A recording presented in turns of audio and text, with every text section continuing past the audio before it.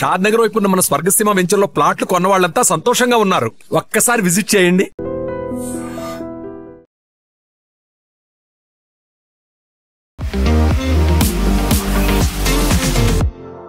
Justice Sudarshan Reddy గారు అభ్యర్థి అనగానే అమిత్ షా ఎందుకని అంత తీవ్ర స్థాయిలో మండిపడుతున్నారు? ఒకసారి కాదు, పదే దాన్ని ఎందుకు రిపీట్ చేస్తున్నారు? సల్వా జుదూమ్ అనేది ట్రైబల్, అక్కడున్న ట్రైబల్ వాళ్ళు ఫామ్ చేసిన ఒక గ్రూప్, అది మిలిటెంట్ గ్రూప్. ఎంప్లాయిడ్ ఉన్నారో లేకుంటే అమాయకమైనటువంటి గిరిజనులు ఉన్నారో వాళ్ళంతా మావోయిస్టుల పందా తీసుకుంటున్నారు. వాళ్ళని వెళ్లకుండా ఆపడానికే ఎవరు రారు విట్నెస్గా, వాళ్ళ ముందు చేతికి దొరికితే చంపేస్తారు వాళ్ళు. ఇప్పుడు రిటైర్డ్ జడ్జిలందరూ కలిసి ఒక లెటర్ అయితే రాశారు. ఇప్పుడు మీరు చేసినటువంటి కమెంట్స్ వల్ల న్యాయ వ్యవస్థ మీద నమ్మకం పోతోంది, ఆరోపణలు అనుమానాలు వచ్చేలా ఉన్నాయి అని. మీరు రిటైర్ అయిపోయి మీ తర్వాత వచ్చిన చీఫ్ జస్టిస్ రిటైర్ అయిపోయి 10 సంవత్సరాలు 20 సంవత్సరాలు 30 సంవత్సరాల నుంచి కేసులు నడుస్తున్నాయి. మళ్ళీ మీకు డెడ్ లైన్ లేదండి. కొంతమందికి అయితే బెయిల్ వస్తుంది, లేకుంటే కొంతమంది కేసులు కొట్టేస్తారు, కొంతమందికి జైలు వస్తుంది, లేకపోతే కొంతమంది కింది కోర్టుకు వెళ్ళమని చెప్తారు అనుకున్నప్పుడు వేర్ ఇస్ ద జస్టిస్ అనేటువంటి ఒక డౌట్ వస్తుంది. జస్టిస్ లేదు మన కంట్రీలో. అమిత్ షా అయితే చాలా క్లియర్గా మార్చి 26 కల్లా చివరి మావోయిస్ట్ని కూడా మేము అంతం చేస్తాము. నక్సలైట్ని చంపినప్పుడు హ్యూమన్ రైట్స్ వాళ్ళందరూ లేసేస్తారు. ఆ టైంలో టెర్రరిస్ట్ని చంపినప్పుడు వచ్చేస్తారు. హ్యూమన్ రైట్స్ ఏమైందంటే అందరికి హ్యూమన్ రైట్స్ ఉందండి. ఇవాళే నేను చూసాను పొద్దున సుప్రీంకోర్టు. నమస్తే, నేను Kavitha. Welcome to I dream news and నిజాలు. ఉపరాష్ట్రపతి అభ్యర్థి ఎన్నిక అనేది ఇప్పుడు అనివార్యమైంది. అయితే అనూహ్యంగా ఇండీ కూటమి బలపరిచినటువంటి అభ్యర్థి జస్టిస్ సుదర్శన్ రెడ్డి మీద ఎందుకని కేంద్ర హోంశాఖ మంత్రి అమిత్ షా అంత తీవ్ర స్థాయిలో మండిపడుతున్నారు, తీవ్ర పదాలన్నీ ఉపయోగిస్తున్నారు? నక్సల్స్ 20 ఏళ్లలో విపరీతంగా పెరగడానికి సుదర్శన్ రెడ్డే కారణం అనేటువంటి మాటతో పాటుగా సల్వా జుడుమ్ను బ్యాన్ చేయడం వెనకాల కూడా ఆయన ప్రో నక్సల్ భావనలు, సిద్ధాంతాలు ఉన్నాయనేటువంటి మాటని ఎందుకంత తీవ్ర స్థాయిలో చెప్తున్నారు? మనతో పాటుగా ఉన్నారు senior journalist and political analyst Suresh Kochattil garu. Sir నమస్తే. నమస్కారం సార్, సల్వా జుడుమ్ అనేది తీవ్ర స్థాయిలో ఛత్తీస్గఢ్లో అక్కడ వ్యవహారాలని చూసుకుంది, నక్సల్స్కి వ్యతిరేకంగా పనిచేయడం, ఎడ్యుకేట్ చేయడం చేసింది. బట్ జస్టిస్ సుదర్శన్ రెడ్డి గారు అభ్యర్థి అనగానే అమిత్ షా ఎందుకని అంత తీవ్ర స్థాయిలో మండిపడుతున్నారు? ఒకసారి కాదు, పదే దాన్ని ఎందుకు రిపీట్ చేస్తున్నారు? సల్వా జుదూమ్ అనేది ట్రైబల్, అక్కడున్న ట్రైబల్ వాళ్ళు ఫామ్ చేసిన ఒక గ్రూప్, అది మిలిటెంట్ గ్రూప్. అడ్డుకోవడానికి నక్సలైట్స్, ఎందుకంటే మీరు నక్సలైట్స్ని కర్ర చేసుకొని అడ్డుకోలేరు, మీకు ఆయుధాలు కావాల్సి వస్తుంది. సో మాకు ఆయుధాలు ఇవ్వండి సెల్ఫ్ డిఫెన్స్గా, ఎందుకంటే మమ్మల్ని చంపడానికి వస్తున్నారు, మేము ట్రైబల్స్, మా దగ్గర ఏం లేదు, ఆయుధాలు లేవు, మాకు ఆయుధాలు ఇవ్వండి అని చెప్పి వాళ్ళ గ్రూప్ ఫామ్ చేశారు సల్వా జుడుమ్ అని చెప్పి. దాన్ని కొంచెం అక్కడ లోకల్ ఎమ్మెల్యేస్ వాళ్ళు కూడా సపోర్ట్ చేశారు దానికి, ఎందుకంటే వాళ్ళకు కూడా తెలుసు అక్కడ జరిగింది ఏంటంటే. మనకు 10 సంవత్సరాల ముందు 10-15 సంవత్సరాల ముందు వెళ్తే ఛత్తీస్గఢ్, అప్పుడు కొత్తగా ఫామ్ అయిన ఛత్తీస్గఢ్కి నక్సల్ ప్రాబ్లం చాలా ఉండేది. దండకారణ్య బెల్ట్ నుంచి మొత్తం లైన్గా వస్తుంది అనమాట. జార్ఖండ్ కానివ్వండి, బీహార్, జార్ఖండ్, అక్కడి నుంచి మధ్యప్రదేశ్, ఛత్తీస్గఢ్, తెలంగాణ. కానీ ఈ సల్వా జుడుని బ్యాన్ చేయడం ఒకటే కాదు జస్టిస్ సుదర్శన్ రెడ్డిది ప్రాబ్లం. ఈవెన్ మన union carbide case, Bhopal gas tragedy కూడా ఆయన హ్యాండిల్ చేసి దాంట్లో ఏం నిజాలు లేవు, ఏం లేదు, Warren Anderson can be set free అని చెప్పిన మనిషి సేమ్ సుదర్శన్ రెడ్డి. సరే, ఆయన అప్పుడు ఇచ్చిన జడ్జ్మెంట్స్ని మళ్ళీ ఇప్పుడు తీసుకురావడం, దాంట్లో ఏమైనా నిజాలు ఉన్నాయా లేదా అని దాన్ని మనం చెప్పలేము. ఇట్ లైక్ రీవిజిటింగ్ డెడ్ బాడీని పోస్ట్మార్టం చేయాలాగా ఉంటుంది అది అన్నమాట. కానీ సల్వా జుడుమ్ కేసులో చాలా క్లియర్ ఉంది, ఎందుకంటే ఇది మనం ఇప్పుడుగా చూసి అన్నిట్లో ఎప్పుడైనా లెఫ్టిస్ట్ ఈకో సిస్టమ్ వచ్చి ఒక రైటిస్ట్ ఈకో సిస్టమ్ మీద దాడి చేసినప్పుడు కోర్టు వాళ్ళని ఎప్పుడైనా హెల్ప్ చేస్తారు. నేను రీసెంట్ ఎగ్జాంపుల్ ఇస్తాను మీకు, 2 ఎగ్జాంపుల్స్. ఒకటి, మొన్న పాకిస్తాన్ నుంచి ఒక జనరల్ని తీసుకొచ్చి వైర్ అని చెప్పే పబ్లికేషన్ ఉంది, సిద్ధార్థ్ వరదరాజన్ నడిపిస్తున్నారు ఆన్లైన్. దాంట్లో కరణ్ థాపర్ ఈ పాకిస్తాన్ జనరల్ని తీసుకొచ్చి ఇంటర్వ్యూ చేశారు. ఆ టైంలో యూనియన్ గవర్నమెంట్ బ్యాన్ చేశారు, పాకిస్తాన్ నుంచి ఎవరు తీసుకురాకూడదు ఆపరేషన్ సింధు టైంలో, దాని తర్వాత కూడా. కానీ ఆ బ్యాన్ పట్టించుకోకుండా వీళ్ళు మళ్ళీ అక్కడిని తీసుకొచ్చి ఆయన ఆన్లైన్ తీసుకొచ్చి ఆయన భారతదేశం, మన ఆర్మీ మీద, ఎయిర్ ఫోర్స్ మీద ఏదో ఆరోపణలు చేసుకున్నారు చాలా మటుకు. ఇన్ని జట్లు పడిపోయినాయి, ఇన్ని కొట్టుపడేసాము, అది చేసాము, భారతదేశాన్ని ధ్వంసం చేసామని చెప్పేసి.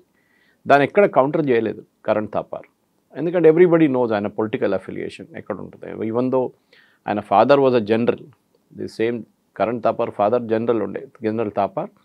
62 వార్ ఓడిపోవడంలో ఆయనకు పెద్ద ఒక రోల్ ఉండే. దాని తర్వాత ఆయన్ని రిజైన్ చేయించారు. It is very rare that at a general level you are asked to resign. Krishna Menon defence minister, ఈయన ఇద్దరిని రిజైన్ చేయమన్నారు నెహ్రూ ఆ టైంలో, ఎందుకంటే హీ వాజ్ రెస్పాన్సిబుల్. ఇండియన్ ఆర్మీకి ఎక్విప్మెంట్ లేకుండా వాళ్ళకి వింటర్ క్లోదింగ్ లేకుండా పంపించిన మనిషి జనరల్ థాపార్. ఇన్ఫ్యాక్ట్ సికింద్రాబాద్లో ఉన్న వాళ్ళకి థాపార్ పేరు అంటే చాలా గుర్తుంటుంది. ఎందుకంటే మారేట్పల్లి నుంచి ఏఓసీకి వెళ్తున్నప్పుడు లెఫ్ట్ హ్యాండ్ సైడ్లో ఆర్మీ ఏరియా ఎంటర్ కాగానే ఏఓసీ ఎంటర్ కాగానే లెఫ్ట్లో థాపార్ స్టేడియం అని ఉంటుంది, క్రికెట్ స్టేడియం, అంటే నార్మల్ క్రికెట్ స్టేడియం అనమాట ఆర్మీ వాళ్ళది. That same gentleman Thapar. కానీ కరణ్ థాపార్ని పక్కన పెడతాం, ఎందుకంటే కరణ్ థాపార్కి వీళ్ళ మీద 2 ఎఫ్ఐఆర్ రిజిస్టర్ అయినాయి. ఫస్ట్ ఎఫ్ఐఆర్ సుప్రీంకోర్టు స్టే చేశారు, అప్పుడు ఇంకో సెక్షన్ కింద ఇంకొక ఎఫ్ఐఆర్ రిజిస్టర్ చేస్తే దాన్ని కూడా స్టే చేశారు సుప్రీంకోర్టు.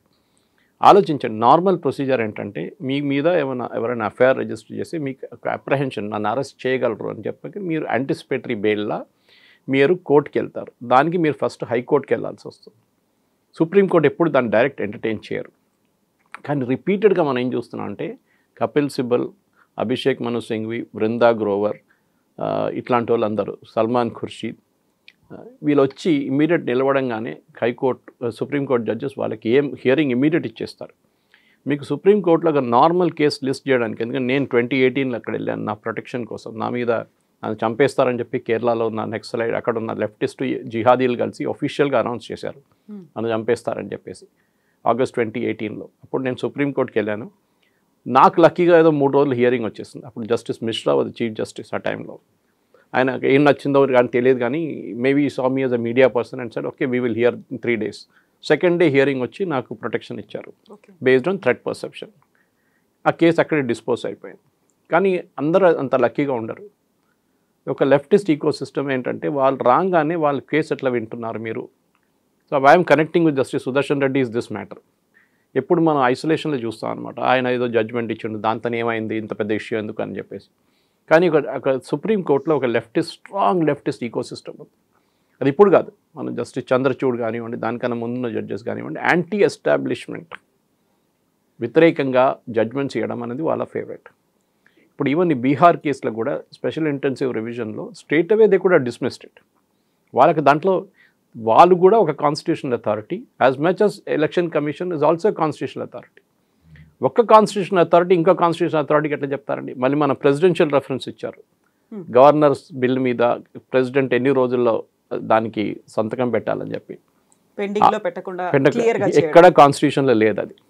అంబేద్కర్ గారు రాసిన కాన్స్టిట్యూషన్లో ఎక్కడ డెడ్ లైన్ రీజనబుల్ టైం అని చెప్పారు. అంతే. రీజనబుల్ టైం అంటే ఇంటర్ప్రిట్ చేస్తుంది. నాకు రీజనబుల్ టైం 3 రోజులు ఉండొచ్చు, 3 నెలలు ఉండొచ్చు, 3 సంవత్సరాలు ఉండొచ్చు. Anything can be reasonable time.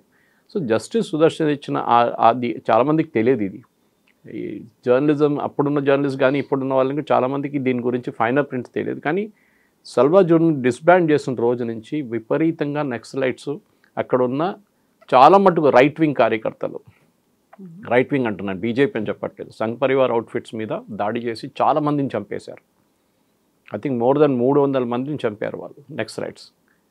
Congress హయాంలో అదే నడుచుకుని పోయింది. లాస్ట్లో even Congress senior leaders Vidyacharan Shukla వాళ్ళందరి మీద ఒక ల్యాండ్ మైన్ బ్లాస్ట్ జరిగి చాలామంది చనిపోయారు లీడర్స్ వాళ్ళు. అప్పుడు కాంగ్రెస్ వాళ్ళు లేసారు దాని నుంచి. అజిత్ జోగి గాట్ బ్యాడ్లీ ఇంజర్డ్ ఉంది దట్ ఆ అటాక్లో కూడా. ఈ ఎంటైర్ రోల్లో ఎందుకంటే జడ్జెస్ ఒకసారి మీరు జడ్జ్మెంట్ ఇచ్చేసి మీరు రిటైర్ అయిపోతే మీకు ఎవరిని పట్టించు. కానీ దాని తర్వాత మీరు ఒక ఒఫీషియల్ పార్టీ క్యాండిడేట్గా వచ్చి పోటీ చేస్తున్నప్పుడు న్యాచురల్లీ మీ బ్యాక్గ్రౌండ్ చెక్ చేస్తారు, ఎవరైనా కానివ్వండి. Everybody is a right. నాకు కూడా రైట్ ఉంది. ఆయన ఏం చేస్తాడు, జడ్జ్మెంట్స్ ఏమి ఇచ్చాడు. ఎందుకంటే ఆయన వచ్చి ఇప్పుడున్న గవర్నమెంట్ వ్యతిరేకంగా మాట్లాడుతున్నారు. ఇప్పుడు న్యాచురల్లీ అమిత్ షా గారికి is all the right to remind him, boss మీ రికార్డ్ చూసుకోండి ఒకసారి, మీరేం చేశారు ఆ టైంలో.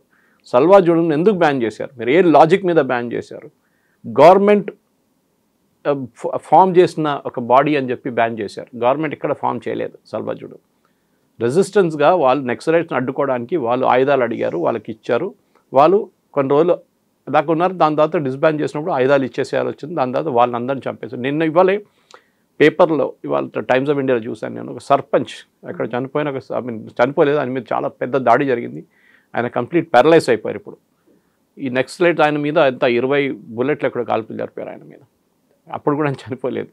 ఈ gave a statement saying justice Sudarshan is responsible for my condition, ఆయన మీద యాక్షన్ తీసుకోవాలని చెప్పి. ఈయన చేసిన దానికి చాలా మటుకు ఫ్యామిలీస్ అక్కడ ట్రైబల్స్ ఉంటారండి, వాళ్ళు వచ్చి మనలాగా మాట్లాడడానికి వాళ్ళ కెపాసిటీ లేదు వాళ్ళకి. కానీ జరిగింది ఇది ఎక్కడో జరిగింది, మనకేం పోయిందని కాదు మనం చూడాల్సింది. ఆ ఫ్యామిలీస్ ఎట్లా ఎఫెక్ట్ అయ్యారు. ఒక జడ్జ్మెంట్తోని ఎందుకు బ్యాన్ చేశారని ఒక లాజిక్ లేదు. ఒకటే లాజిక్ ఏం యూజ్ చేశారంటే ఆ టైంలో దిస్ ఇస్ ద గవర్నమెంట్ ఇట్లా చేయకూడదు, గవర్నమెంట్ ఇట్లాంటి ఒక బాడీని ఫామ్ చేయకూడదు. గవర్నమెంట్ ఎక్కడ చేశారండి అది? సరే ఆయుధాలు ఇవ్వడానికి గవర్నమెంట్ పర్మిషన్ కావాల్సి వస్తుంది, కానీ అక్కడ ఫామ్ చేసిన ట్రైబల్స్ చేసుకున్నారు. వాళ్ళు బో అండ్ ఆరో పెట్టుకొని చేయలేరు, వాళ్ళు they have need modern guns. కానీ నెక్సలైట్స్ అది అడ్వాంటేజ్గా వాడుకొని దాని మీద ఆడేసి మీరు అర్బన్ నెక్సల్ కాన్సెప్ట్ చూస్తే కూడా మీకు తెలిసిపోతుంది. అది భీమా కోరేగాం కేసు ఉండొచ్చు, దానికన్నా ముందు ఢిల్లీలో జరిగిన ఇన్సిడెంట్స్ ఉండొచ్చు, జేఎన్యూలో ఉండొచ్చు, ఏఎంయూలో జరిగిన ఇన్సిడెంట్స్ ఉండొచ్చు. అన్ని ప్లేసెస్లో ఈ వర్డ్ అర్బన్ నెక్సల్స్ అని కాయిన్ చేసిందే వివేక్ అగ్నిహోత్రి. ఆయన ఒక ప్రెస్ కాన్ఫరెన్స్ తీసుకొచ్చిన దాని తర్వాత బికేమ్ ఏ రెగ్యులర్ వర్డ్ అనమాట. ఇన్ఫ్యాక్ట్ కశ్మీర్ ఫైల్స్లో ఒక చాలా మంచి డైలాగ్ ఉంది దాంట్లో. One of the professors in Delhi university, ఆమె షీఈ్ యాక్చువల్లీ ఏ ప్రొఫెసర్, కానీ యాక్ట్ చేసింది పల్లవి జోషి. సర్కార్ ఉనికి హోగి సిస్టమ్ హమారా హై, అంటే గవర్నమెంట్ వాళ్ళది ఉండొచ్చు బీజేపీ వాళ్ళది, కానీ సిస్టమ్ మనది నడుస్తుంది ఇప్పుడు. కరెక్ట్. ఇప్పుడు కూడా లెఫ్టిస్ట్ ఈకో సిస్టమ్ అన్ని కాలేజెస్లో ఉంది. మీరు యూనివర్సిటీ ఆఫ్ హైదరాబాద్ తీసుకోండి, ఎఫ్లు తీసుకోండి, జాదవ్పూర్ యూనివర్సిటీ తీసుకోండి, ఢిల్లీ యూనివర్సిటీ తీసుకోండి, you take JNU which is the biggest example. అన్నిట్లో లెఫ్టిస్ట్ ఈకో సిస్టమ్ అనేది జ్యోతిబాసు టైం నుంచి ఒక స్టోరీ. అది చెప్పుకుంటూ పోతే ఇంకో లైన్కి వెళ్ళిపోతాం మనం. జ్యోతిబాసు ఇందిరాగాంధీ నెగోషియేట్ చేసిన సెటిల్మెంట్లో సిపిఎం బెంగాల్ నుంచి బయటికి రాకూడదు, దానికోసం మీకు ఏం కావాలంటే ఇస్తా అని చెప్పిన ఇందిరాగాంధీ లెఫ్టిస్ట్ వాళ్ళకి కంప్లీట్గా ప్రొఫెసర్షిప్, వాళ్ళ అకాడమిక్ హెడ్స్ అందరినీ 25 నుంచి 30% దాకా వాళ్ళకి ఇచ్చేశారు, ఓపెన్గా ఇచ్చేశారు. ఆ సిస్టమ్ ఇప్పుడు కూడా కంటిన్యూ అవుతుంది. మీరు చూడండి, ఇవాళ కాన్స్టిట్యూషన్ క్లబ్లో ఒక బంగ్లాదేశీ వాళ్ళని అస్సాంలో సెటిల్ చేయాలని చెప్పి ఒక గ్రూప్ ఫామ్ చేశారు అక్కడ. దాంట్లో అందరూ ఉన్నారు ఈ characters, and it is being hosted by Delhi university professor మోడరేటర్గా. ఆలోచించండి, బంగ్లాదేశ్ వచ్చి బంగ్లాదేశ్లో అక్కడ ఉంచుకోవచ్చు అస్సాంలో అని చెప్పి వాళ్ళు they are protesting for Bangladeshis and the professor is running its ecosystem. మీకు జస్ట్ సుదర్శన్ రెడ్డి చేసిన తప్పో కాదని చెప్పేది ఇక్కడ, కానీ ఈకో సిస్టమ్ ఎట్లా క్రియేట్ అయిందంటే వీళ్ళు అర్బన్ నెక్సల్స్గా తయారై మేము జ్యుడిషియల్ ఆఫీసర్స్, మేము సుప్రీంకోర్టు జడ్జెస్ అని చెప్పి న్యూట్రల్గా ఉంటామని చెప్పి తర్వాత చూస్తే వీళ్ళ కలర్ అంతా మారిపోతుంది. ఇప్పుడు కాంగ్రెస్ వాళ్ళు ఏం చెప్తారంటే, ఓకే మీరు కొంతమంది చీఫ్ జస్టిస్ని మీరు ఆ రాజ్యసభ మెంబర్ చేయించారు కదా, ఇప్పుడు అప్పుడేమంటారు అని అడుగుతారు. Correct, that is also good point. నేను కూడా దానికి చెప్తాను. కానీ అప్పుడు అడగాల్సింది ఏంటంటే చీఫ్ ఎలక్షన్ కమిషనర్గా ఉన్న ఎంఎస్ గిల్ని కాంగ్రెస్ ఎట్లా తీసుకున్నారు, దాని తర్వాత ఆయన మినిస్టర్ ఎట్లా చేశారు మీరు, ఆయన తీసుకున్న ప్రతి నిర్ణయాన్ని అప్పుడు మనం ఒక ఎలిమెంట్ ఆఫ్ డౌట్తో చూడాల్సి వస్తుంది. సో మీరు అందరు క్లీన్గా లేదని చెప్పట్లేదు, కానీ మీ జడ్జ్మెంట్ని రీవిజిట్ చేయడానికి, క్రిటిసైజ్ చేయడానికి రైట్ ఉందని సుప్రీంకోర్టు చెప్పారు. మేము తీసుకున్న ప్రతి నిర్ణయాన్ని మీరు క్రిటిసైజ్ చేయొచ్చు, అట్రిబ్యూట్ చేయొచ్చు, దానికి మ్యాలిఫైడ్ అట్రిబ్యూట్స్ అంటారు, దాన్ని చేయొచ్చు, కానీ మీరు దాన్ని ఒక ఎక్స్ట్రీమ్ లిమిట్ దాకా తీసుకెళ్ళకూడదు. ఇక్కడ అమిత్ షా గారు చేసింది ఏంటంటే మళ్ళీ రిమైండ్ చేస్తున్నారు సల్వా జూదం. ఇప్పుడున్న జనరేషన్కి అసలు సల్వా జూదం ఏమని కూడా తెలియదు వాళ్ళకి. So we have to really tell them what it is, ఏముంది, ఏం చేశారు, ఎందుకు ఫామ్ అయిందని చెప్పేసి. ఇప్పుడు నెక్సలిజం మొత్తం ఆల్మోస్ట్ ఫినిష్ అయిపోయింది, ఆ స్టేజ్కి వచ్చేసింది. కానీ ఆ రోజుల్లో 200, 300, 400 మందిని చంపిన వాళ్ళు నెక్సలైట్స్, వాళ్ళందరూ సల్వా జూదం మెంబర్స్ ఉండే. వాళ్ళ ఫ్యామిలీకి జస్టిస్ సుదర్శన్ రెడ్డి ఏం చెప్తారు జవాబు, అది మనం అడగాల్సింది. అయితే సార్ ఇప్పుడు సల్వా జూడమేమో ఎవరైతే యూత్ అక్కడ అన్ఎంప్లాయిడ్ ఉన్నారో లేకుంటే అమాయకమైనటువంటి గిరిజనులు ఉన్నారో వాళ్ళంతా మావోయిస్టుల పందా తీసుకుంటున్నారు, వాళ్ళని వెళ్లకుండా ఆపడానికే సల్వా జూడమ్ ఏర్పాటు చేశారని చెప్పినప్పటికీ వీళ్ళ చేతిలో గన్స్ ఉన్నాయి, వీళ్ళ చేతిలో పవర్ ఉంది కాబట్టి వీళ్ళే రివర్స్ వాళ్ళ మీద అటాక్ చేశారు అక్కడ, దానివల్లే బ్యాన్ చేయాల్సి వచ్చింది అనేటువంటి ఒక వాదన కూడా ఉంది కదా సార్. నెక్సలైట్స్ దాడి చేసినప్పుడు ఒకటి గుర్తుపెట్టుకోవాలి మనం, పోలీసు చూడండి ఇక్కడ ఎన్కౌంటర్ నడుస్తుంది తెలంగాణలో కానీ ఎక్కడైనా కానివ్వండి, నెక్సలైట్ చేతికి దొరికితే వాళ్ళు కోర్టుకి తీసుకెళ్లారు. మీరు ఎప్పుడు వాళ్ళు శిక్షించలేరు, మీరు ఎవరు రారు విట్నెస్గా వాళ్ళ ముందు, చేతికి దొరికితే చంపేస్తారు వాళ్ళు. నెక్సలైట్స్ కూడా అంతే, వాళ్ళ చేతి ఎవరు వచ్చారో వాళ్ళు చంపేస్తారు. వాళ్ళకు కూడా తెలుసు పోలీసు వాళ్ళు తీసుకొని వాళ్ళు ఏం చేయలేరు ఇమీడియట్. ఇంకోటి పోలీస్ ఇన్ఫార్మర్స్ అని చాలామంది ఇన్నోసెంట్ సర్పంచ్ ఉండొచ్చు, ఏదైనా ఉప సర్పంచ్ ఉండొచ్చు, ఏదైనా ట్రైబల్ ఉండొచ్చు, వాళ్ళు ఎంతమందిని చంపారండి. సో కరెక్ట్, 2 సైడ్ల నుంచి జరిగింది, దాంట్లో తప్పలేదు. కానీ మీరు నెక్సలైట్ పార్ట్ మీరు ఎప్పుడు ఏం మాట్లాడలేదు, వాళ్ళు ఇంతమందిని చంపారని మాట్లాడలేదు, వాళ్ళు సింపథైజ్ చేస్తున్నారు. అది మన దగ్గర వరవర్రావు కానివ్వండి, ప్రొఫెసర్ జయశంకర్, మన ఇక్కడ ఉన్న హర్గోపాల్ కానివ్వండి, వీళ్ళందరూ చేసిన పనులు, వీళ్ళందరూ అదే కదా, ప్రొఫెసర్ సాయిబాబా ఢిల్లీ యూనివర్సిటీలో, వీళ్ళందరూ ఏంటంటే అర్బన్ నెక్సల్స్. వాళ్ళు ఒక ఓవర్ గ్రౌండ్ ఒక లెజిటమసీ ఇస్తున్నారు నక్సలైట్స్కి. ఇంగ్లీష్లో మాట్లాడతారు, తెలుగులో మాట్లాడతారు, హిందీలో మాట్లాడతారు. అరే నెక్సలైట్స్ అంత ఫ్లూయెంట్గా మాట్లాడలేరు, వాళ్ళు రారు కూడా కెమెరా ముందు. సో డెఫినెట్గా అర్బన్ నక్సల్స్ అనేది వీళ్ళ కోసం మీరు చూడండి, ఎప్పుడైనా ఎన్కౌంటర్ జరిగింది అనుకోండి తెలంగాణలో ఇమ్మీడియట్ హైకోర్టుకి వెళ్తారు, హైకోర్టు ఇమ్మీడియట్ హియరింగ్ ఇచ్చేస్తారు. ఏంటి అది నార్మల్ ప్రొసీజర్, ఎన్కౌంటర్ జరిగితే పోస్ట్మార్టం నడవాలి, it should be film by video film చేయాలి, దాన్ని కంప్లీట్గా మ్యాజిస్ట్రేట్ ఉండాలి, అది పెద్ద రూల్స్ ఉన్నాయి, రెగ్యులేషన్స్ ఉన్నాయి దానికి. కానీ ఒక ఆర్డినరీ సిటిజన్ని చంపితే నక్సలైట్ ఇదే రూల్ పాటిస్తున్నారండి? అప్పుడు ఈ వీడియో ఫిలిం చేస్తారా ఎవరిదైనా? ఎవరిని చేయట్లేదు. అప్పుడు ఒక్క రూల్ ఒకరికి, ఇంకో రూల్ ఇంకొకరికి ఎట్లా అవుతుందండి అది? So this is what I'm saying. మీ సల్వాజుడ్ని బ్యాన్ చేస్తారు, నక్సలిజం బ్యాన్ చేయమని ఎందుకు చెప్పట్లేదు? ఇదే Sudarshan Reddy said we'll ban naxalism also, government has every right. ఎందుకు చేయట్లేదు? గవర్నమెంట్ ఒఫీషియల్గా చేశారు, అన్అఫీషియల్ కూడా చేశారు, కానీ నక్సలైట్ వెళ్ళిపోలేదు కదా, ఇంకా ఉన్నారు కదా. సో కాంగ్రెస్ హయాం, అప్పుడున్న కాంగ్రెస్ ఈకో సిస్టంలో ఇది మంచి పనికొచ్చింది వాళ్ళకి. కానీ లాస్ట్లో భస్మాసుర ఎఫెక్ట్ అంటాం మనం. ఎప్పుడు తయారు చేసిన భస్మాసురికి వరం ఇచ్చిన శివుడి మీదే భస్మాసురు వచ్చి ఎఫెక్ట్ ట్రై చేశాడు, పని చేస్తుందా లేదని చూడడానికి. అది జరిగింది నక్సలైట్స్తో. మీరు వరం ఇచ్చారు, వాళ్ళది మిస్యూజ్ చేసుకున్నారు, అది జరిగిందనమాట. And justice Sudarshan Reddy definitely has to answer. ఆయన అమిత్ షా గారి మీద దాడి చేయడం కాదు, 30 జడ్జెస్ని తీసుకొచ్చి ఎంపీస్ని, 30 retired supreme court judges, high court judges, కొంతమంది ఎంపీస్ వచ్చి రాశారంటున్నారు. రేపు బీజేపీ వాళ్ళు ఒక 300 జడ్జెస్ని తీసుకొచ్చి ఇంకో పిటిషన్ రాస్తే అప్పుడేమంటారు వీళ్ళు? It is not that. we criticise చేసాం చాలా, ఇది ఇప్పుడు కాదు, చాలా ఈకో సిస్టమ్ చూస్తున్నాం. దీనికన్నా ముందు కూడా ఏం జరిగితే ఒక 100 మంది వచ్చి అమిత్ షా గారికి, నరేంద్ర మోదీ వ్యతిరేకంగా ఒక పిటిషన్ రాశారు, 100 మంది రిటైర్డ్ ఐఏఎస్ ఐపీఎస్ ఆఫీసర్. ఇది ప్రెషర్ గ్రూప్ అంటారు దీన్ని. గవర్నమెంట్ మీద ప్రెషర్ తీసుకురావడానికి చేస్తున్న పని. ఇప్పుడు జరిగే ఎలక్షన్లో అది ఇంకా కొంచెం ఆయనకు లెజిటిమసీ ఇవ్వడానికి చేస్తున్న పని వీళ్ళది. ఎవరైనా ఫెన్స్ సిట్టర్స్ ఉంటే, జాయిన్ చేయకుండా పక్కన కూర్చున్న వాళ్ళు ఎవరైనా ఉంటే, ఇప్పుడు జగన్ సపోర్ట్ చేయట్లేదు, మమతా బెనర్జీ చేస్తుందా లేదో తెలియదు, ఎందుకంటే మీకు తమిళనాడు నుంచి స్టాలిన్ చేస్తాడో తెలియదు.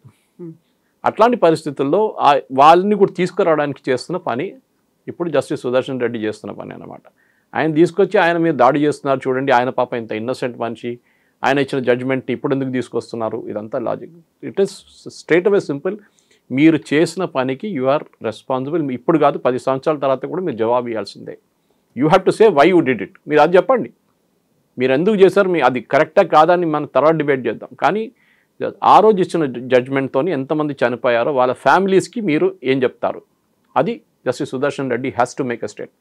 ఇప్పుడు రిటైర్డ్ జడ్జిలందరూ కలిసి ఒక లెటర్ అయితే రాశారు. ఇప్పుడు మీరు చేసినటువంటి కమెంట్స్ వల్ల న్యాయ వ్యవస్థ మీద నమ్మకం పోతోంది, ఆరోపణలు అనుమానాలు వచ్చేలా ఉన్నాయి అనేటువంటి మాటని ఓపెన్ లెటర్ రాశారు కదా సార్. అంటే గతంలో తీసుకున్నటువంటి ఒక నిర్ణయాలు, జడ్జిమెంట్స్ అప్పుడే ఎందుకు స్పందించలేదు ఇంతకాలం తర్వాత? అంటే అక్కడ బాధితులకు ఆ న్యాయం జరిగి ఉంటుంది, లేకుంటే జరగాల్సినటువంటి న్యాయం జరగలేదు అనుకున్నప్పుడు అది కూడా ఎలక్షన్స్ టైంలో ఇప్పుడు మాత్రమే ఎందుకు బయటకు రావాల్సి వచ్చింది? దీనికన్నా ముందు కూడా ఆ టైంలో if go back to the old media, అప్పుడు టెలివిజన్ లేకుండే, అప్పుడు సోషల్ మీడియా లేకుండే టైంలో, కానీ అప్పుడున్న చాలామంది క్రిటిసైజ్ చేశారు. కానీ అప్పుడు బీజేపీ ఇంత పవర్ఫుల్ పొజిషన్లో లేరు, okay, as they are today. So డెఫినెట్గా క్రిటిసైజ్ చేశారు. నేను ఒకటే మాట వీళ్ళని అడుగుతున్నాను, మరి మీరు చెప్పారు కదా 15 జడ్జెస్ రాశారు రిటైర్డ్, బీజేపీ వాళ్ళు 30 వాళ్ళు తీసుకొస్తారు రేపు రిటైర్డ్ వాళ్ళ జస్టిస్ సుదర్శన్ రెడ్డి వ్యతిరేకంగా స్టేట్మెంట్ ఇచ్చి, అప్పుడు చూడండి, అప్పుడు వీళ్ళు అంటారు వీళ్ళంతా కాంప్రమైజ్ అయిపోయారు, అమిత్ షాకి అమ్ముడు పోయారు అని చెప్పేసి చెప్తారు. That is not the point. The point is simple. Supreme court తీసుకోండి. సుప్రీంకోర్టు ప్రెసిడెన్షియల్ రెఫరెన్స్లో ఎన్ని రోజులు గవర్నర్ కానీ ప్రెసిడెంట్ కానీ బిల్ మెయింటైన్ చేసుకోవచ్చు, దాని తర్వాత సైన్ చేయాల్సిందే, డిలే కాకూడదు, బ్రేక్ డౌన్ ఆఫ్ జస్టిస్ వస్తుందన్నారు, బ్రేక్ డౌన్ ఆఫ్ అడ్మినిస్ట్రేటివ్. అంటే మీరు ఒక అసెంబ్లీ పాస్ చేసిన రెజల్యూషన్ మీరు సైన్ చేయకపోతే అది ల్యాప్స్ అయిపోతుందని. ఇదే సుప్రీంకోర్టు జడ్జెస్ దగ్గర అడగండి, మీ దగ్గర ఇన్ని కేసులు పడి ఉన్నాయి కదా, మీరు కూడా ఒక డెడ్ లైన్ పెట్టండి, ఈ కేసు 3 నెలల కన్నా, ప్రతి కేసు 3 నెలల లోపల డిసైడ్ అయిపోతుందని చెప్తే ఎందుకు చేయట్లేదు? మీరు రిటైర్ అయిపోయి, మీ తర్వాత వచ్చిన చీఫ్ జస్టిస్ రిటైర్ అయిపోయి 10 సంవత్సరాలు, 20 సంవత్సరాలు, 30 సంవత్సరాల నుంచి కేసులు నడుస్తున్నాయి, మళ్ళీ మీకు డెడ్ లైన్ లేదండి? ఓన్లీ ప్రెసిడెంట్కి గవర్నర్కే డెడ్ లైన్ ఉంటుందా? Justice delayed is justice denied. మీరు కూడా ప్రతి కేసు అంతా ఒక ఫ్యామిలీ ఉంటుంది, ఒక ఇండివిజువల్ ఉంటారు, మీరు వాళ్ళకి జస్టిస్ ఇవ్వట్లేదు. మీరు 10 సంవత్సరాలు మీ మీద అకౌంటబిలిటీ లేదు, కానీ మీరు అందరి మీద అకౌంటబిలిటీ చెప్తారు. ఇది అడగాల్సిన ప్రశ్న. వై సుప్రీంకోర్టు నాట్ ఆస్కింగ్, మాకు కూడా డెడ్ లైన్ ఉండాలి, మా దగ్గర వచ్చిన కేసులు మేము 3 నెలలు డిసైడ్ చేసేయాలి, ఇది ఎందుకు చెప్పట్లేదు? సో మీరు ఒక ఫింగర్ అట్లా పాయింట్ చేస్తే 3 ఫింగర్ మీ వైపు ఉంటుంది, అది గుర్తుపెట్టుకోవాలి సుప్రీంకోర్టు జడ్జెస్ కూడా. మీరు రిటైర్ అయినా కానీ మీ ప్రతి జడ్జ్, మీరు రామ్ జన్మభూమి గురించి క్రిటిసైజ్ చేశారు కదండి ఎక్స్ చీఫ్ జస్టిస్ని, ఎంతో మాటలు చెప్పారు. మోదీ గవర్నమెంట్ దానికోసం ఆయన్ని రాజ్యసభకి పంపించారు, జస్టిస్ చంద్రచూడ్ వ్యతిరేకంగా మాట్లాడారు, ఆయన చేసిన జడ్జ్మెంట్స్ గురించి క్రిటిసైజ్ చేశారు. ఎన్నో యాంటీ గవర్నమెంట్ జడ్జ్మెంట్స్ ఇచ్చారు కదా, అది దాని గురించి మాట్లాడలేదు. ప్రతి దానికి మీకు ఎగ్జాంపుల్ ఇచ్చాను. ఇప్పుడు అరెస్ట్కి అదే టైంలో Arnab Goswami arrest Karnataka police register చేసిన కేసు ఉన్నప్పుడు సుప్రీంకోర్టుకి వస్తే ఏమన్నారు, you go to the high court అన్నారు. మళ్ళీ ఇవి సిద్ధార్థ్ వరదరాజన్ అండ్ కరణ్ థాపార్కి ఎందుకండి వాళ్ళు సుప్రీంకోర్టు ఇస్ హియరింగ్ దమ్ ఇమ్మీడియట్లీ. ఇప్పుడు నిన్న కూడా చూసా ఏదో ఒక యూట్యూబర్ని మళ్ళీ ఆపేశారు అరెస్ట్, ఎందుకంటే anti Modi story. So it is a double edge sword. వీళ్ళు గుర్తుపెట్టుకోవాలి, మీరు చేసిన ప్రతి జడ్జిమెంట్కి ఇట్ విల్ బి అకౌంటబుల్. మీకు డబ్బులు ఇచ్చి మిమ్మల్ని అక్కడ కూర్చోబెట్టారు సుప్రీంకోర్టు జడ్జిగా, యు ఆర్ ఆల్సో ఆన్సరబుల్. మీరేదో నేను ఒక దేవుడు నన్ను ఎవరు ముట్టకూడదు అని చెప్తే కాదు, we will question you. Justice Sudarshan కాదు, ఎవరైనా కానివ్వండి క్వశ్చన్ చేస్తాం. వాళ్ళు డిఫెండ్ చేసుకోమని చెప్పండి, that's not a point. So జడ్జిలు అనేవాళ్ళు చాలా న్యూట్రల్గా ఉండాలి, బయాస్డ్గా ఉండకూడదు అనేది, చాలా బ్యాలెన్స్ అనేది మెయింటైన్ చేయాలి అనుకున్నప్పుడు ఎక్కువగా లెఫ్ట్ ఐడియాలజీ ఉన్న వాళ్ళే ఇప్పుడు లీడింగ్లో ఉన్నారు, వాళ్ళే కీ పొజిషన్లో ఉన్నారు అనుకున్నప్పుడు ఎందుకని చర్యలు అనేవి ఉండలేదు? యాక్చువల్గా ఒక డౌట్ అనేది వస్తుంది. అక్కడ దాకా వెళ్తే మీరు చెప్పినట్టుగా కొంతమందికి అయితే బెయిల్ వస్తుంది, లేకుంటే కొంతమంది కేసులు కొట్టేస్తారు, కొంతమందికి జైలు వస్తుంది, లేకపోతే కొంతమంది కింది కోర్టుకు వెళ్ళమని చెప్తారు అనుకున్నప్పుడు వేర్ ఇస్ ద జస్టిస్ అనేటువంటి ఒక డౌట్ వస్తుంది కదా. లేదండి, జస్టిస్ లేదు మన కంట్రీలో. నేను ఎన్నోసార్లు చెప్పాను, I'm saying at the threat of facing contempt of court. Yes, there is no justice in this country. డబ్బులు ఉన్నోడికి జస్టిస్ ఉంది ఇక్కడ.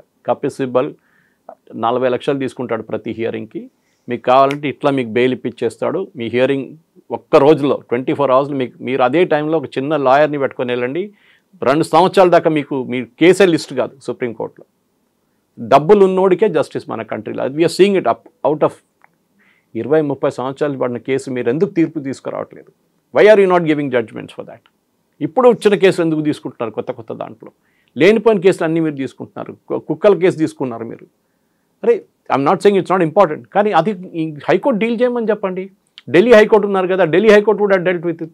మీకు ఇంత పక్కన ఉన్న కేసు పక్కన పెట్టి హియర్ చేస్తున్నారు, అది గుర్తుపెట్టుకోండి కవిత గారు. They are putting the cases aside, regular cases, and they are doing this. That is very important. So justice denied, that is the most important. మీరు చెప్పిన దానికి ఆలోచించాం, ఇంకెక్కడైనా సిస్టమ్ ఉందని చెప్పండి. 5 జడ్జెస్ కూర్చున్న 3 జడ్జెస్ కూర్చొని సుప్రీంకోర్టులో కొలీజియం అని చెప్పేసి మేమే సెలెక్ట్ చేసుకుంటాం. రేపు ఇండియన్ ఆర్మీలో 5 జనరల్స్ కూర్చొని మేమే నెక్స్ట్ ఆర్మీ చీఫ్ని సెలెక్ట్ చేస్తామంటే అలౌ చేస్తారండి మీరు? ఇదే సుప్రీంకోర్టు ఆపేస్తారు వాళ్ళని. దట్ ఈస్ నాట్ అలౌడ్, అట్లయితే చేస్తారు మీరు అని చెప్పేసి. You are compromising integrity of. సరే, దీనికన్నా ముందు పొలిటికల్ పార్టీస్ వాళ్ళ రిప్రజెంటేటివ్స్ని తీసుకున్నారు, అదంతా జరిగింది. లేదంగా ఇందిరాగాంధీ టైంలో అయితే 3 చీఫ్ జస్టిస్ని పొటెన్షియల్ క్యాండిడేట్స్ని పక్కన పెట్టి ఎమర్జెన్సీ టైంలో చీఫ్ జస్టిస్గా తీసుకొచ్చారు. కథ మనకు అందరికి తెలుసు. కానీ now we're talking about situation ఇక్కడ ఎట్లా వచ్చిందంటే 5 మందో 3 మంది కూర్చొని ఎవరిని చీఫ్ జస్టిస్ చేయాలి, ఎవరిని ట్రాన్స్ఫర్ చేయాలి, ఏ జడ్జిని సుప్రీంకోర్టుకి తీసుకురావాలి, ఏది తీసుకురాకూడదు మీరు ఎట్లా డిసైడ్ చేస్తారండి?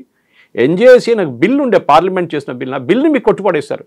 కాన్స్టిట్యూషన్లో ఎక్కడ చెప్పట్లేదు that the judges of supreme court can form a collegium, ఎక్కడ లేదు ఆ rule. It's an illegal thing. దాన్ని ఎప్పుడో డిస్బ్యాండ్ చేయాలి. కానీ గవర్నమెంట్ ఏంటంటే ఎందుకు లేనిపోని గొడవ అని చెప్పేసి ఇచ్చేసారు.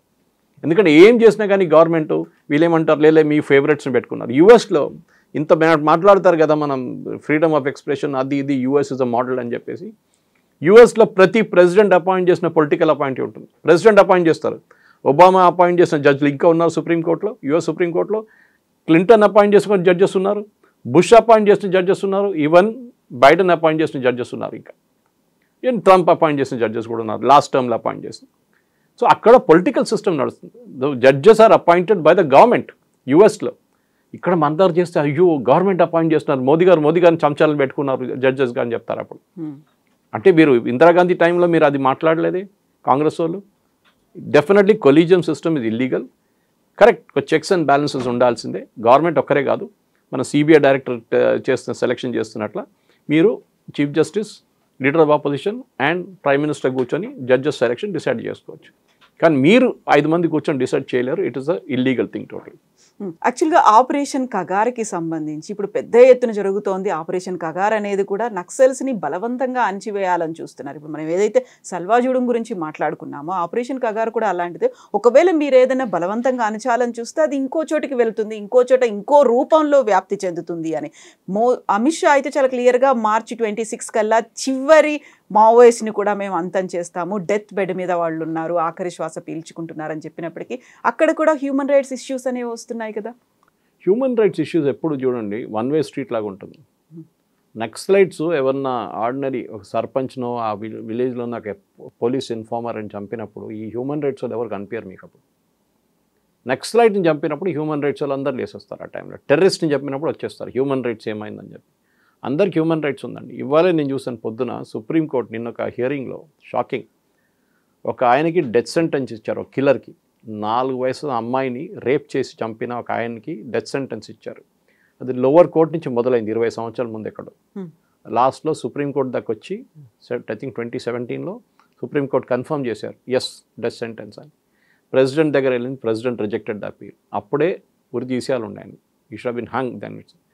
ఇప్పుడు సుప్రీంకోర్టుకి వచ్చి సుప్రీంకోర్టు ఏమంటున్నారు, కాదు అది మొత్తం ప్రాసెస్ ఫాలో చేసామా లేదా అని మనం చూడాలని. మీరు మాట్లాడుతున్న ఇదే హ్యూమన్ రైట్స్.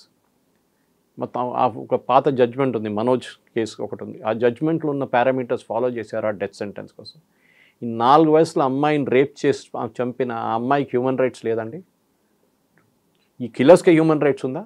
అదే అడుగుతాను సుప్రీంకోర్టు దగ్గర. మీకు ఇంకా పని ఏం లేదా సుప్రీంకోర్టు జడ్జెస్కి? ఒక ఆయన ప్రూవన్ కేస్ సుప్రీంకోర్టే రిజెక్ట్ చేశారు, రివ్యూ రిజెక్ట్ చేశారు, దాని తర్వాత ప్రెసిడెంట్ దగ్గర ప్రెసిడెంట్ రిజెక్ట్ చేశారు, దాని తర్వాత మళ్ళీ మీరు తీసుకొస్తున్నారు యసీన్ మలిక్ ఇట్లాంటి వాళ్ళని అందరినీ మీరు చూస్తున్నారు. వాళ్ళ కోసం ఏ హ్యూమన్ రైట్స్ ఉండదు, అన్నీ వాళ్ళకి ఇచ్చేస్తారని. ఇది ప్రాబ్లం. కశ్మీరీ టెర్రరిస్ట్ కానీ ఎవరైనా కానీ రాత్రిపూట 1 గంటకు డోర్ ఓపెన్ చేసి హియర్ చేసిన సుప్రీంకోర్టు ఇది. మళ్ళీ మీరు ఆర్డినరీ సిటిజన్స్కి ఎందుకు చేయట్లేదండి? అది వాళ్ళకి హ్యూమన్ రైట్స్ లేదండి. మన దగ్గర ఎంతోమంది నక్సలైట్స్ చంపిన ఫ్యామిలీస్ ఉన్నారు మన దగ్గర, వాళ్ళకి హ్యూమన్ రైట్స్ ఎవరు అడగట్లేదే. పోలీసు వాళ్ళని చంపారు, ఉమేష్ చంద్ర కానివ్వండి, కేఎస్ వ్యాస్ గారు అని, వాళ్ళకి హ్యూమన్ రైట్స్ లేదండి. It's 2 way street, 1 way street కాదు ఇది. సో డెఫినెట్గా ఇప్పుడు ఇక్కడ నడుస్తున్న పెద్ద పెద్ద మేధావులు కానివ్వండి, ప్రొఫెసర్ హర్గోపాల్ కానివ్వండి, మిగతా వాళ్ళు కానివ్వండి, ప్రొఫెసర్ కోదండరామ్ ఇట్లాంటి వాళ్ళందరూ మాట్లాడతారు. వరవర్రావు గారు ఉన్నారు దీనికన్నా ముందు. వీళ్ళందరూ మాట్లాడి human rights only human right Naxalites గురించి మాట్లాడతారు. హ్యూమన్ బీయింగ్స్ కూడా ఉంది, మిగతా చోట్ల ఎవరిని చంపారో వాళ్ళకు కూడా హ్యూమన్ రైట్స్ ఉంది, అది గుర్తుపెట్టుకోవాలి వీళ్ళు. అది ఆపరేషన్ కగార్ కానీ ఎక్కడైనా కానివ్వండి.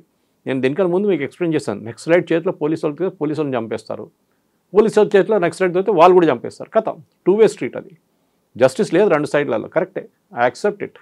కానీ that is the law of the jungle అంటాం మన ఇంగ్లీష్లో. ఆటవిక న్యాయం ఏం చేయలేము. మీకు చేతిలో దొరికితే వాళ్ళు ల్యాండ్ మైన్ బ్లాస్ట్ చేసి ఎంతమంది చంపారు మనం చూసాం. దీనికన్నా ఒక 74 మంది సిఆర్పిఎఫ్ని చంపారు ఒకసారి ఛత్తీస్గఢ్లో. అప్పుడు పండుగ చేసుకున్నారు జేఎన్యూలో, జవహర్లాల్ యూనివర్సిటీలో సెలబ్రేషన్ చేశారు. ఆలోచించండి, మన సోల్జర్స్ని మన సిఆర్పిఎఫ్ వాళ్ళని నక్సలైట్ చంపితే పండుగ చేసుకున్నారు జేఎన్యూలో. అప్పుడు ఎక్కడ పోయిందండి హ్యూమన్ రైట్స్? ఆ 74 ఫ్యామిలీలు వాళ్ళ వైఫ్స్ కానీ వాళ్ళ పిల్లలకి ఎవరు హ్యూమన్ రైట్స్ చెప్పారండి? అప్పుడే వాడు హ్యూమన్ రైట్స్ గురించి అడగట్లేదు, అప్పుడు ఎవరు పోస్ట్మార్టం గురించి అడగట్లేదు, ఎవరు వీడియో ఫిల్మ్ చేయాలని అడగట్లేదు. కానీ ఇటువైపు వస్తే మొత్తం హ్యూమన్ రైట్స్ వచ్చేస్తారు. దానికి రెడీగా కోర్టు కూర్చుంటారు, హియరింగ్ రాత్రికి రాత్రి హియరింగ్ పెడతారు. ఒక నార్మల్ పర్సన్కి ఈ కంట్రీలో జ్యుడిషియల్ సిస్టంలో అస్సలు ప్లేస్ లేదు. మీరు సుప్రీంకోర్టుకి వెళ్ళండి ఒకసారి, మీకు తెలిసిపోతుంది. అప్పుడు లక్షలు ఖర్చు పెట్టాల్సి వస్తుంది. మీరు అడ్వకేట్ అని రికార్డ్ తీసుకోవడం మీరు లక్షలు ఇవ్వాల్సి వస్తుంది. దాని తర్వాత మీ జ్యుడిషియల్ ఆఫీసర్ ఒక్క స్ట్రోక్లో సుప్రీంకోర్టు హియరింగ్ పోస్ట్పోన్, కథం, నెక్స్ట్ హియరింగ్ సంవత్సరం తర్వాత అయిపోయింది. మీరు ఇంత డబ్బులు పెట్టి ఖర్చు పెట్టి ఢిల్లీ దాకా వెళ్ళి హోటల్లో ఉండి అడ్వకేట్కి డబ్బులు ఇచ్చిన తర్వాత మీ హియరింగ్ కూడా మీరు పట్టించుకోవాలి. వాళ్ళు ఒక 5 సెకండ్స్లో డిస్పోజ్ చేసిస్తారు మిమ్మల్ని. ఎందుకంటే you are not Kapil Sibal, you are not Abhishek Manu Singhvi, మీరు వృందా గోవర్ కాదు. వాళ్ళు వస్తే వింటారు సుప్రీంకోర్టు. వాళ్ళకి హ్యూమన్ రైట్స్ ఉంది, వాళ్ళకున్న క్లయింట్స్ని ఇమ్మీడియట్గా రిలీఫ్ ఇస్తారు. నార్మల్ సిటిజన్కి అసలు ఎవ్వడు పట్టించుకోడు ఈ కంట్రీలో. That is the problem. NJAC ఏ రోజు రిజెక్ట్ చేశారో సుప్రీంకోర్టు, ఆ రోజు నుంచి ఒక డెస్పాటిక్ సిస్టమ్, 1 వే ట్రాఫిక్ మొదలైంది సుప్రీంకోర్టులో. ఎవరు జడ్జెస్ కావాలంటే వాళ్ళే అపాయింట్ చేసుకుంటున్నారు, ఎవరు కావాలంటే వాళ్ళే జడ్జ్మెంట్లు ఇచ్చుకుంటున్నారు, అన్నీ చేస్తారు వీళ్ళు. 4 సంవత్సరాలు నా అమ్మాయిని రేప్ చేసిన మనిషికి హ్యూమన్ రైట్స్ గురించి మాట్లాడుతున్నారు ఇదే సుప్రీంకోర్టు. Yes sir, thank you so much sir. Thank you. నిజంగా ప్రస్తుతం ఉన్నటువంటి సమాజం దేనికి ప్రయారిటీ ఇస్తుంది? ఆర్థిక సంబంధాల చుట్టూ మాత్రమే తిరుగుతుంది. మళ్ళీ ఎన్నికలంగానే చాలా విరక్తి కలుగుతాం. మంచి అనిపిస్తుంది కదా, లేడీస్ కూడా ఛాలెంజింగ్ జాబ్స్ చేసినప్పుడు చాలా బాగుంటది. ట్రాఫిక్ అసిస్టెంట్స్ గా నియమించిన ట్రాన్స్జెండర్స్ అందరితో సాల్యూట్ చేయించుకుంటున్నారు. ఫుడ్ డెలివరీ ఇవ్వటానికి వెళ్ళినటువంటి డెలివరీ బాయ్ అనిల్ పై కళ్ళ ముందు పెళ్ళండుకోండి